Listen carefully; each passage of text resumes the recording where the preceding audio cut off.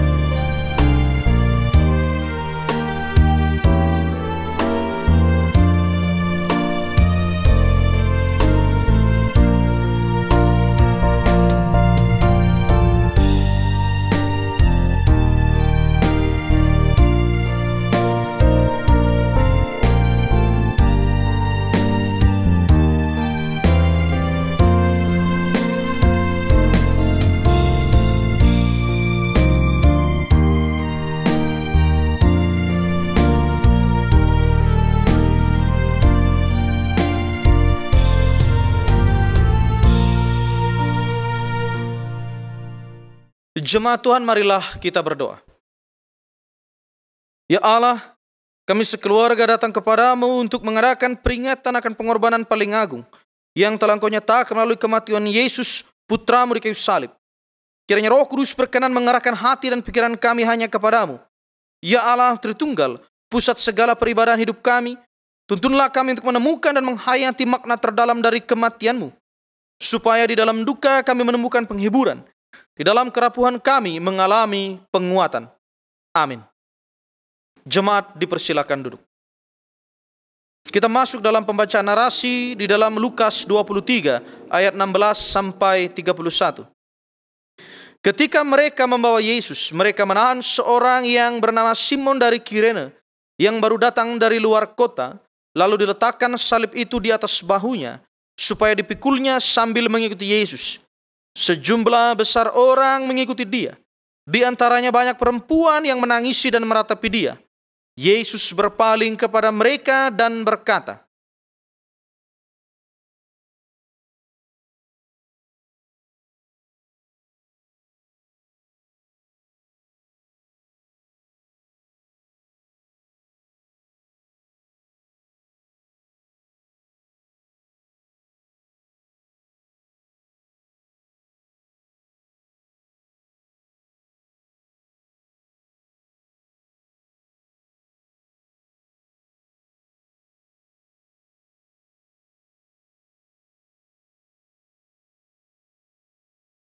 kita menyanyi dari Kidung Jemaat 35, Tercurah Darah Tuhanku.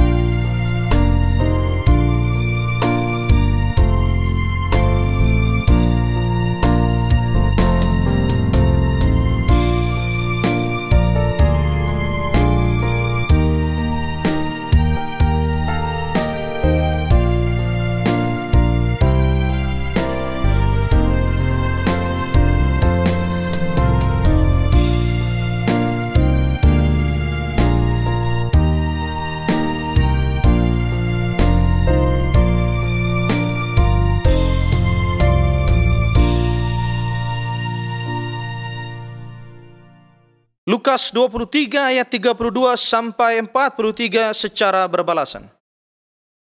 Dan ada juga digiring dua orang lain, yaitu dua penjahat untuk dihukum mati bersama-sama dengan dia. Ketika mereka sampai di tempat yang bernama Tengkorak, mereka menyalibkan Yesus di situ dan juga kedua orang penjahat itu, yang seorang di sebelah kanannya dan yang lain di sebelah kirinya.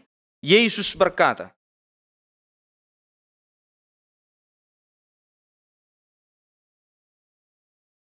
dan mereka membuang undi untuk membagi pakaiannya. Orang banyak berdiri di situ dan melihat semuanya. Pemimpin-pemimpin mengejek dia. Katanya,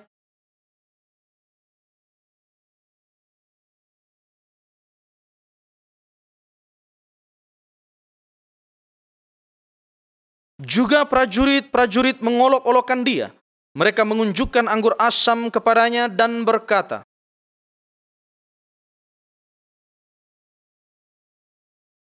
ada juga tulisan di atas kepalanya. Seorang dari penjahat yang digantung itu menghujat dia. Katanya,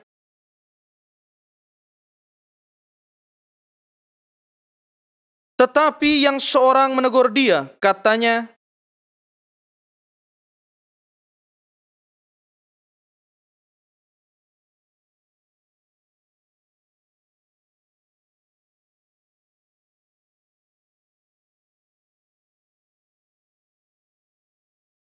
lalu ia berkata,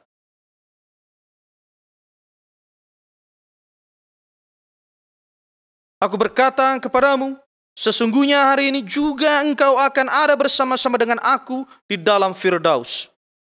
Kembali kita memuji Tuhan dari Kidung Jemaat 178, karena kasih-Nya padaku.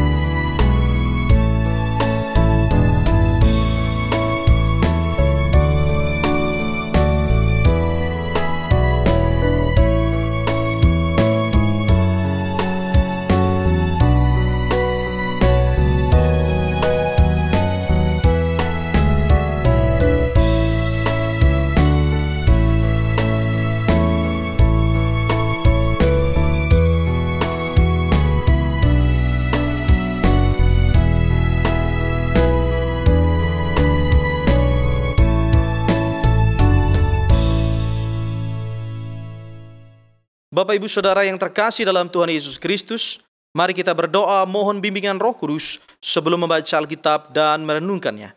Mari kita berdoa. Bapa dalam Tuhan Yesus, terpujilah Engkau Tuhan yang telah memperkenankan kami untuk kembali menghadap hadirat Tuhan melalui ibadah ini. Kami mohon hikmat Roh Kudus memenuhi hati pikiran kami ketika firman Tuhan akan kami baca, kami renungkan. Untuk juga kami dikuatkan mewujud nyatakan firman itu dalam hidup beriman hari lepas hari. Hamba-Mu direndahkan, Tuhan ditinggikan. Terpuji Bapa dalam Tuhan Yesus, sabda yang hidup. Amin. Bapak Ibu yang terkasih dalam Tuhan Yesus Kristus, mari kita berdiri untuk menyambut pembacaan firman Tuhan. Hosiana.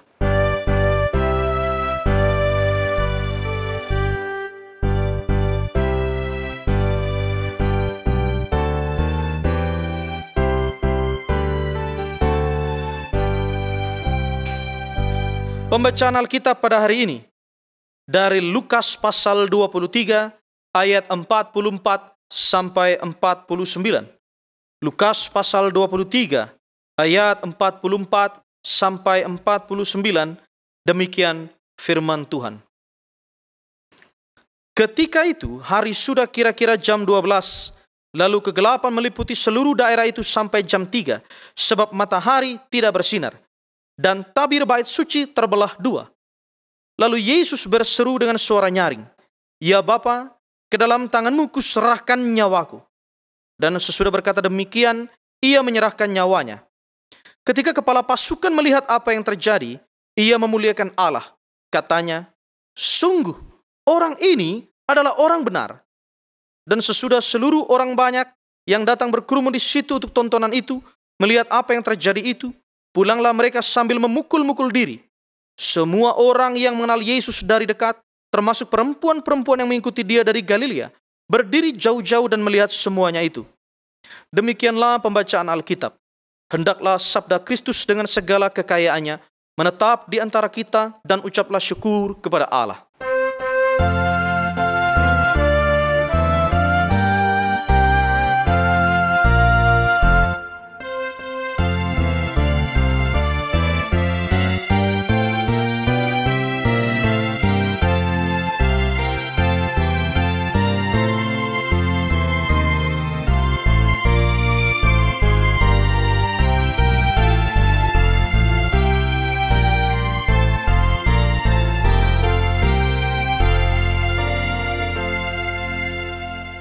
Jemaat dipersilakan duduk kembali.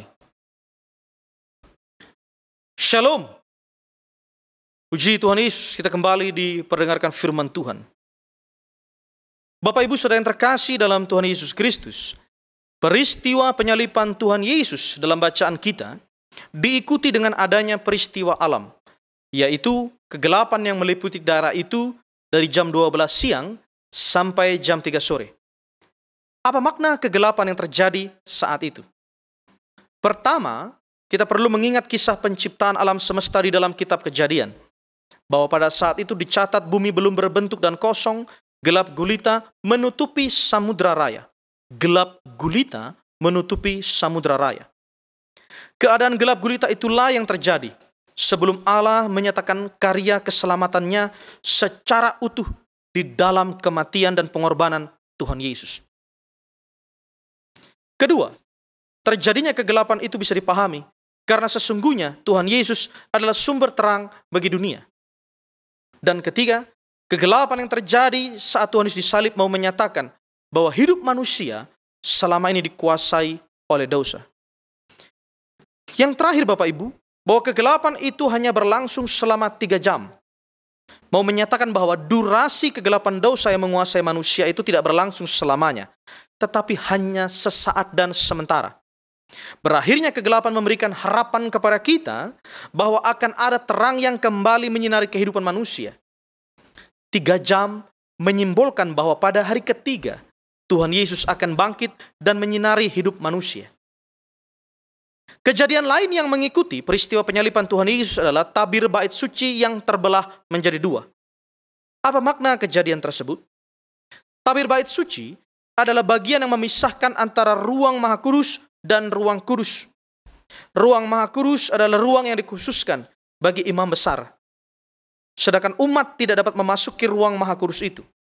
Ada batas pemisah yang sangat besar antara kedudukan umat dan imam. Jadi kalau umat mau menghadap Allah, harus diwakili atau diperantarai oleh imam. Tetapi setelah kematian Tuhan Yesus, maka batas itu ditiadakan. Tuhan Yesus sebagai imam besar yang sejati telah menjadi perantara yang sempurna bagi setiap umatnya untuk dapat menghadap Allah. Lalu Bapak Ibu yang terkasih dalam Tuhan Yesus Kristus, pada ayat 46 disebutkan bahwa Tuhan Yesus berseru dengan suara nyaring kepada Bapa. Tuhan Yesus berseru, "Ya Bapa, ke dalam tangan-Mu kuserahkan nyawaku." Apa makna perkataan Tuhan Yesus ini? Setidaknya ada dua hal yang penting untuk disimak. Pertama, bahwa nyawa Tuhan Yesus, tubuh dan darahnya adalah persembahan yang sempurna untuk menebus umat manusia yang berdosa di hadapan Allah Bapa. Tuhan Yesus memberikan nyawanya sebagai bukti kasih-Nya yang besar kepada kita. Kedua, Tuhan Yesus berkuasa penuh atas nyawanya. Tuhan Yesus mati bukan karena kalah dari prajurit yang menyiksa dan menyalibkannya. Tuhan Yesus mati bukan karena kuasa pemerintah, kuasa ahli Taurat, orang Farisi, serta tua-tua Yahudi. Tuhan Yesus mati bukan karena mereka berkuasa untuk mengambil nyawa Tuhan Yesus. Tetapi Tuhan Yesus mati karena Ialah yang menyerahkan nyawanya kepada Sang Bapa. Pada ayat 47 kemudian disebutkan bahwa kepala pasukan melihat peristiwa itu kemudian memuliakan Allah. Ia mengakui bahwa Tuhan Yesus sungguh orang yang benar. Pengakuan kepala pasukan ini mau menyatakan bahwa Tuhan Yesus disalib bukan karena dosa-dosanya. Tuhan Yesus disalib bukan karena kejahatan yang dilakukannya. Tetapi Tuhan Yesus disalib karena menanggung dosa dunia. Sungguh Tuhan Yesus tidak berdosa dan tidak bercela. Ia hidup dalam kebenaran. Bahkan Ia adalah kebenaran itu sendiri. Selain kepala pasukan yang memuliakan Allah, disebutkan juga bahwa orang banyak yang melihat peristiwa salib itu kemudian mereka pulang sambil memukul-mukul diri. Memukul-mukul diri yang menunjukkan sikap penyesalan yang sangat dalam. Di sini kita melihat adanya perubahan, baik dari si kepala pasukan ataupun juga dari orang-orang yang tadinya mengolok-ngolok Tuhan Yesus. Salib berkuasa untuk menghadirkan transformasi atau perubahan dalam hidup setiap orang. Bagaimana kita kemudian merefleksikan firman Tuhan ini dalam kehidupan kita? Pertanyaan pertama adalah, bagaimana salib sungguh mengubah hidup kita? Apakah ada perubahan yang kita rasakan sejak kita menghayati dan merenungkan pengorbanan Kristus di Golgota? Ataukah hidup kita seperti itu saja? Ada satu lagu di dalam Gita Bakti 50, judulnya Perubahan Ajaib. Saya mau menyanyi, tapi kalau fals, mohon maaf. Lagunya begini. Perubahan ajaib terjadi padaku ketika kasih Yesus masuk di hatiku. Maksudnya adalah, ketika kasih Yesus itu ada di hati kita, maka hidup kita akan dipenuhi dengan perwujudan kasih seperti yang disebutkan pada bait kedua dari lagu itu, yaitu tulus, jujur, lemah lembut, rendah hati, ramah terhadap orang lain. Itulah perubahan yang terjadi di dalam kehidupan kita. Yang kedua, terkait dengan kegelapan yang terjadi selama 3 jam saat Tuhan Yesus disalib. Itu adalah disebutkan tadi kegelapan yang sementara dan sesat. Begitu juga dengan hidup kita. Kalau sekarang kita merasa hidup kita gelap karena penderitaan, pergumulan, dan semua beban-beban yang kita hadapi, percayalah bahwa di dalam salib Yesus, kegelapan itu hanya sementara. Seperti saat ini, ketika kita merayakan perjamuan kudus di rumah masing-masing, mungkin ada suasana haru, bahkan tangis dan sedih yang mendalam. Saya juga meneteskan air mata ketika menuliskan khotbah ini, khususnya bagian ini. Tapi kalau sekarang, saya tidak menangis. Menangisnya sudah lewat. Nah, firman Tuhan menguatkan kita seperti ini, bahwa kegelapan itu hanya berlangsung sementara. Ingat, selalu ada harapan bahwa sinar kemuliaan Tuhan akan menyinari kehidupan kita. Kegelapan itu akan berakhir, tetapi terang kemuliaan dan terang kasih Tuhan akan menyertai kita senantiasa. Bapak Ibu yang terkasih dalam Tuhan Yesus Kristus, ada satu ilustrasi yang menyebutkan tentang seorang bapak yang bekerja sebagai petugas untuk menutup dan membuka palang pintu kereta api. Bapak ini memiliki seorang anak yang masih kecil. Jadi setiap hari Bapak ini bertugas kalau ada kereta api mau datang, dia menutup palang pintu, sesudah kereta api lewat, dia membuka palang pintu kereta itu. Satu kali, ketika kereta api mau datang, dia belum sempat menutup palang pintu kereta api, sang anak sudah berteriak. Rupanya, kakinya tersangkut di sela-sela rel kereta itu. Lalu kemudian, bapak ini hendak menolong anak itu. Tetapi waktunya sudah tidak memungkinkan lagi. Kalau dia menolong anaknya, maka palang pintu kereta api tidak sempat ditutup, maka akan banyak korban. Tetapi kalau dia memutuskan untuk menutup palang pintu kereta api, maka anaknya akan menjadi korban tabrakan kereta api. Di tengah situasi yang sangat pelik, bapak itu terpaksa memutuskan demi keselamatan orang banyak. Dia memutuskan untuk menutup palang pintu kereta api dan merelakan anaknya mati ditabrak. Bapak yang terkasih dalam Tuhan Yesus Kristus, ilustrasi ini biasanya dihubungkan dengan kasih Yesus. Dihubungkan dengan kasih Yesus kepada kita. Bahwa karena Allah mengasihi manusia, maka ia mengorbankan anaknya. Tapi apakah ilustrasi ini tepat? Tidak sepenuhnya ilustrasi ini tepat. Kenapa? Kalau dalam cerita tadi, kita mendapati bahwa si bapak memilih untuk menutup palang pintu kereta api dengan perasaan terpaksa. Tetapi Yesus menyerahkan nyawanya bukan karena terpaksa. Yesus memberikan nyawanya kepada kita karena kasih yang besar untuk kita semuanya. Itulah kasih Yesus yang patut kita hayati di dalam perjamuan kudus ini. Yang terakhir, Bapak Ibu yang terkasih dalam Tuhan Yesus, momen Jumat Agung ini menegaskan bahwa peristiwa terbelahnya tirai bait Allah adalah menyatakan bahwa hidup umat tidak lagi diperantarai oleh imam.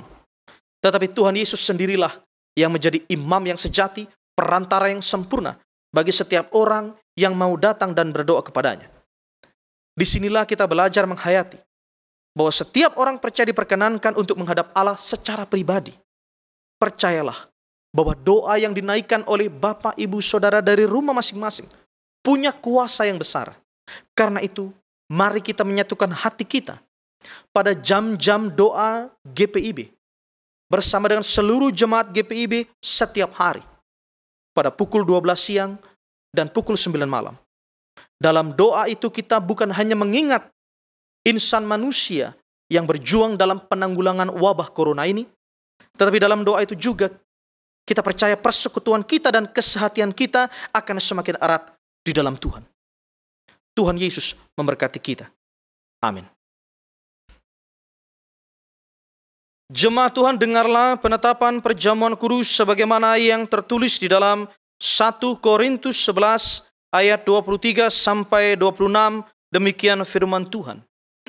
Sebab apa yang telah kuteruskan kepadamu telah aku terima dari Tuhan, yaitu bahwa Tuhan Yesus pada malam waktu ia diserahkan mengambil roti dan sesudah itu ia mengucap syukur atasnya. Ia memecah-mecahkannya dan berkata, "Inilah tubuhku yang diserahkan bagi kamu. Perbuatlah ini menjadi peringatan akan aku."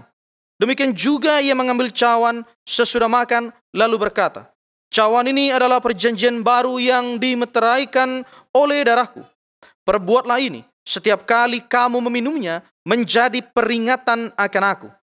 Sebab setiap kali kamu makan roti ini dan minum cawan ini, kamu memberitakan kematian Tuhan sampai ia datang." Dengarlah penjelasan tentang perjamuan kudus. Perjamuan kudus adalah perintah Tuhan Yesus Kristus bagi kita, bahwa roti dan anggur dalam cawan adalah lambang tubuh dan darah Tuhan Yesus yang telah diserahkan sebagai korban tebusan untuk memulihkan hubungan kita dengan Allah yang terputus karena dosa dan untuk menyelamatkan seisi dunia ciptaannya. Melalui perjamuan kudus ini, kita dipersatukan dengan Yesus Kristus di dalam kematian dan kebangkitannya. Dengan demikian, persekutuan Tuhan Yesus dengan para murid pada perjamuan malam terakhir akan terus berlangsung sampai penggenapannya di dalam kerajaan Allah, di mana kita semua akan duduk bersama Kristus di dalam perjamuannya. Saudara-saudara, persekutuan dengan Kristus akan kita alami dan hayati melalui perjamuan kudus saat ini. Sesungguhnya juga mau mengingatkan kita pada hidup baru yang untuknya kita telah dipanggil keluar dari kegelapan dosa kepada terang keselamatan oleh Yesus Kristus. Hidup yang dimaksud adalah hidup yang bersaksi tentang Yesus Kristus sebagai penebus dan juru selamat dunia melalui kata dan perbuatan kita. Mari jemaat Tuhan, kita naikkan doa syukur agung. Mari kita berdoa. Ya Bapa Maha Kudus, Pencipta dan Raja semesta, kami bersyukur dan memuliakan nama-Mu karena Engkau membuat dan menjadikan kami sebagai milik-Mu. Engkau juga mempersatukan kami dengan Yesus Kristus agar kami beroleh pengampunan dosa dan hidup baru yang kekal untuk memaklumkan kerajaan-Mu yang besar dan pengasihan-Mu di dunia ini. Engkau mengangkat semua orang yang jatuh. Engkau menegakkan semua orang yang tertunduk. Engkau memulihkan hati yang hancur. Engkau menghibur orang berduka dan membebaskan yang tertindas. Engkau menghentikan semua badai kehidupan dan pertikaian bangsa-bangsa. Oleh karena itu bersama dengan semua hamba-Mu, malaikat dan manusia, nabi-nabi, para rasul dan martir serta seluruh gereja-Mu di bumi dan di sorga, kami memuji dan memuliakan nama-Mu dalam mara kebesaran yang tiada hentinya. Kudus, kudus, kuduslah Tuhan Allah yang maha kuasa, yang sudah ada dan yang akan datang. Kami memuji nama-Mu ya Bapa, karena pemberian-Mu yang paling utama yaitu anak-Mu, Yesus Sang Mesias, yang rela disalibkan untuk menebus dan menyelamatkan kami dari cengkeraman dosa dan maut, dan yang bangkit untuk membuat kami tidak bernoda di hadapan-Mu. Kami mohon kepada-Mu, utuslah Roh Kudus-Mu mendiami hati kami, agar kami yang menerima roti dan cawan ini benar-benar menjadi anggota tubuh Kristus di dunia, yang saling mengasihi dan melayani menurut teladannya, serta membawa damai sejahtera-Mu kepada segala makhluk. Sama seperti bahan baku roti dan anggur ini yang tumbuh tersebar, kemudian dikumpulkan dan diolah menjadi satu, maka Engkau pun akan mengumpulkan jemaat-Mu dari utara dan selatan, dan dari timur dan barat ke dalam kerajaan anak-Mu, Yesus Mesias, Tuhan dan Juru Selamat dunia, yang telah mengajar kami berdoa. Bapa kami yang di sorga, dikuduskanlah nama-Mu, datanglah kerajaan-Mu, jadilah kehendak-Mu di bumi seperti di sorga. Berikanlah kami pada hari ini makanan kami yang secukupnya, dan ampunilah kami akan kesalahan kami, seperti kami juga mengampuni orang yang bersalah kepada kami. Dan janganlah membawa kami ke dalam pencobaan, tetapi lepaskanlah kami daripada yang jahat.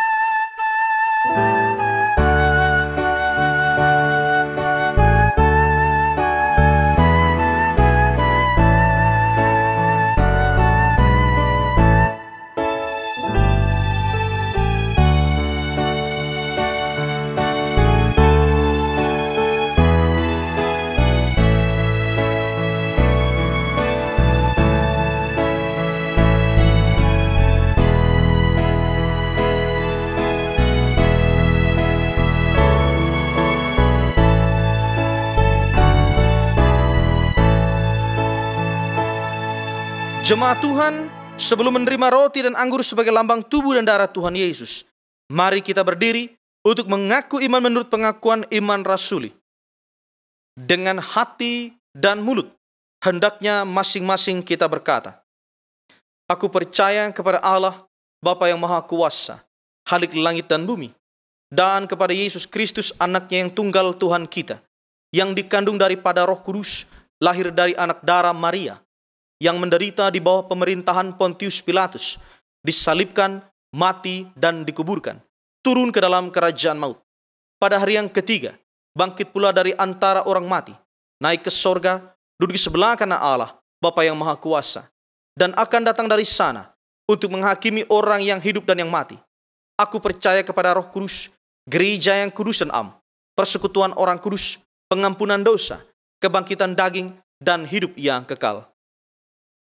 Supaya kita dipelihara dengan roti surgawi, yakni Yesus Kristus, maka janganlah hati dan pikiran kita melekat pada roti dan anggur yang kelihatan ini, tetapi marilah kita menerimanya dengan iman yang tertuju kepada Yesus Kristus, Tuhan dan Juru Selamat kita. Jemaat Tuhan, sampaikanlah salam damai kepada sesamamu, supaya damai sejahtera Kristus memenuhi persekutuan kita. Sambil berjabat tangan, kita ucapkan damai sejahtera bagi kamu. Jemaat dipersilakan duduk kembali.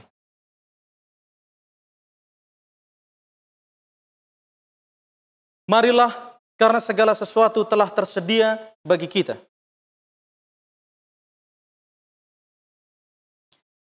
Roti yang dipecah-pecahkan ini adalah lambang tubuh Kristus.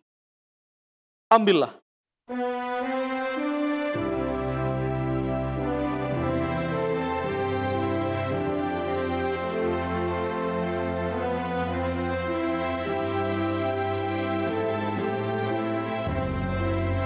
Makanlah, ingat dan percayalah bahwa tubuh Tuhan Yesus Kristus dipecah-pecahkan untuk penebusan kita.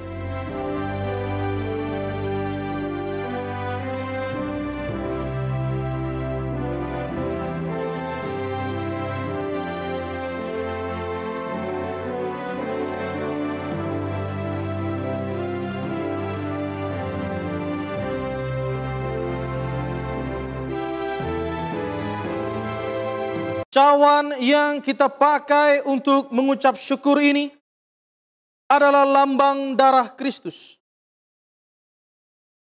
Ambillah.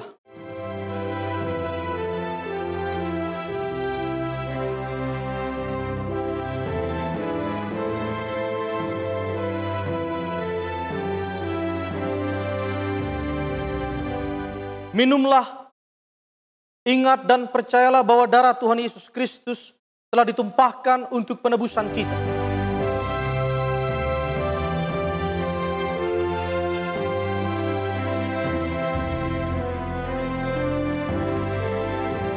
Jemaat Tuhan, terimalah berkat. Damai sejahtera Allah yang melampaui segala akal akan memelihara hati dan pikiranmu dalam Kristus Yesus.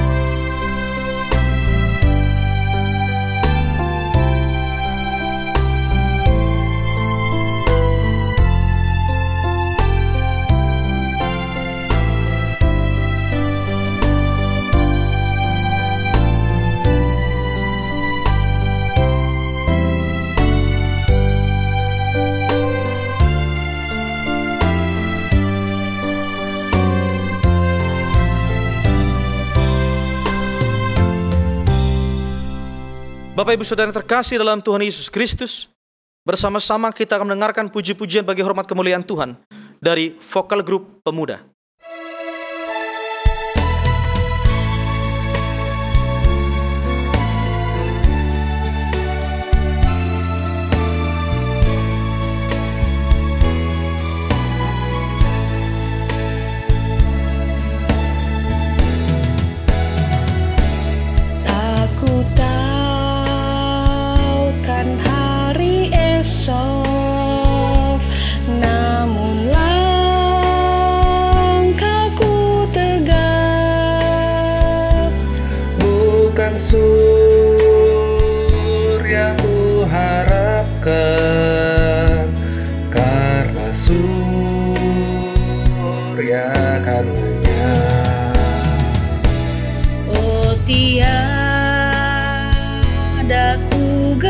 bisa akan masa menjelang. Ku berjalan serta Yesus, maka hatiku tenang. Banyak hal tak ku pahami dalam masa menjelang, tapi terang bagiku ini tangan Tuhan yang pegang.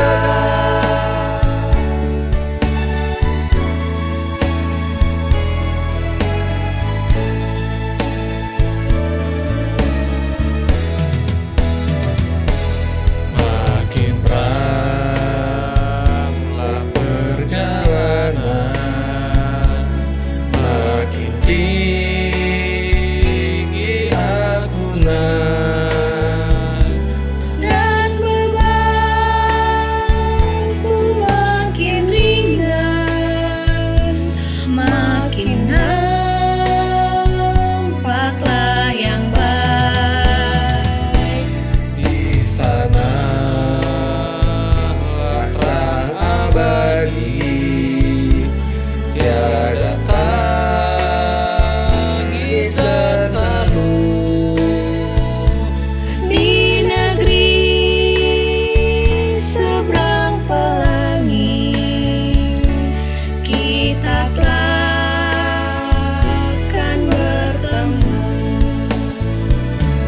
Banyak hal tak ku pahami dalam masa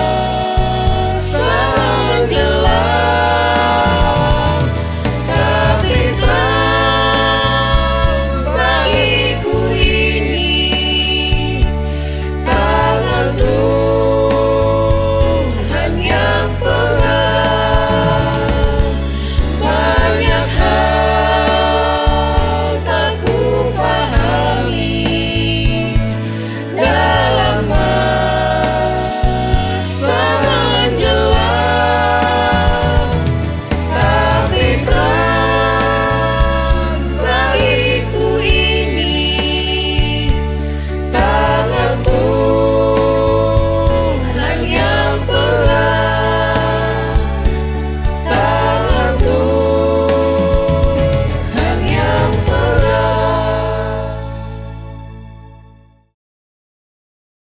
Bapak Ibu yang terkasih dalam Tuhan Yesus Kristus, mari kita menaikkan doa syafaat. Mari kita berdoa. Bapa dalam Tuhan Yesus Kristus, terpujilah Engkau Tuhan yang telah memberikan tubuh dan darah-Mu sebagai persembahan yang sempurna untuk menebus kami umat manusia. Terima kasih Bapa di sorga karena Engkau telah menyatakan kasih-Mu yang kekal bagi kami. Kami mohon kiranya dengan kasih Tuhan pula, firman Tuhan yang sudah kami baca, kami renungkan, boleh juga kami hidupi dalam keberadaan kami hari lepas hari. Untuk kami senantiasa berserah kepada Tuhan, percaya kepada kuasa Tuhan yang sanggup mengubahkan kehidupan kami. Ajar kepada kami juga ya Tuhan, untuk senantiasa menaikkan doa dan permohonan kami, khususnya bagi setiap orang dalam pergumulan, setiap umat manusia yang bergumul dengan wabah COVID-19. Kami berdoa ya Tuhan, untuk upaya bangsa-bangsa, pemerintah, tim medis, dalam penanggulangan wabah corona ini. Engkau berkati setiap orang yang menderita, mereka yang terinfeksi. Berikan kuasa pemulihan dan zaman kesembuhan-Mu kepada mereka yang berduka cita karena sanak keluarga mereka yang dipanggil oleh Tuhan. Mari Tuhan Allah berikan kekuatan penghiburan kepada setiap orang. Terima kasih Bapa di sorga untuk pelaksanaan ibadah pada saat ini. Biarlah juga kiranya melalui sakramen perjamuan yang sudah kami laksanakan, kami boleh semakin menghayati kasih Tuhan yang kekal bagi kami.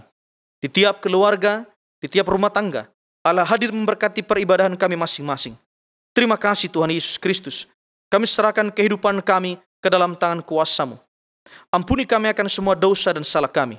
Di dalam nama Tuhan Yesus Kristus, kami berdoa kepada Allah Bapa di sorga. Amin. Bapak Ibu yang terkasih dalam Tuhan Yesus Kristus, kita masuk dalam ajakan bersyukur secara berbalasan. Aku mau bersyukur kepadamu di antara bangsa-bangsa, ya Tuhan.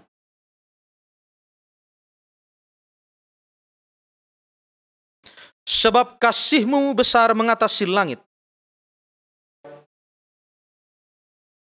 Tinggikanlah diri-Mu mengatasi langit, ya Allah. Kita memuji Tuhan dari Kidung Jemaat 288, mari puji Raja Sorga.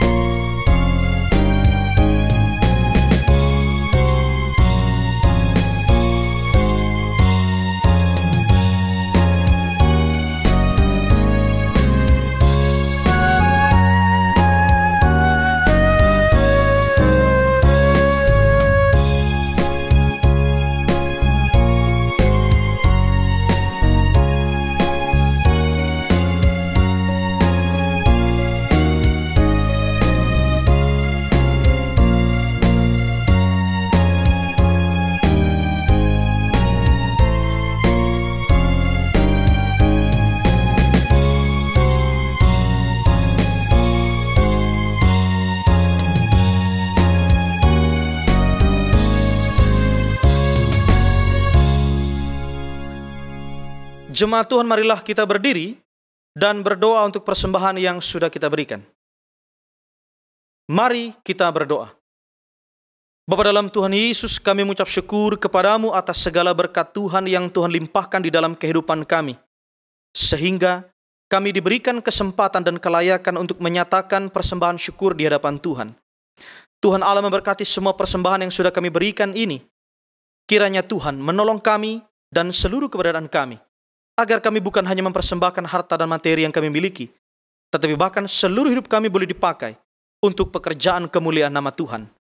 Kami juga berdoa Bapa di sorga agar dalam kehidupan kami tidak pernah takut dan khawatir akan apa yang kami makan, kami minum, dan kami pakai. Tetapi dengan sungguh kami percaya Tuhan memelihara kehidupan kami, dan dengan itu kami boleh bersyukur kepada Tuhan, Sang Sumber Berkat. Ampuni kami akan dosa kami, di dalam nama Tuhan Yesus. Amin. Bapak Ibu Saudara terkasih dalam Tuhan Yesus Kristus, kita masuk dalam amanat pengutusan. Ada penghiburan dan penguatan bagi yang meratap, sebagaimana adanya pengampunan bagi yang menghujat dan menista. Baik penghiburan maupun pengampunan disampaikan Kristus bukan dalam keadaan yang mudah. Justru ketika ia berada di titik kemanusiaan terendah dan tengah menanggung siksa tubuh. Kita yang percaya kepadanya diajak untuk mengambil hikmah dan meneladani. Dalam kesusahan hidup yang paling berat sekalipun, penguatan dan pengampunan harus tetap diberitakan.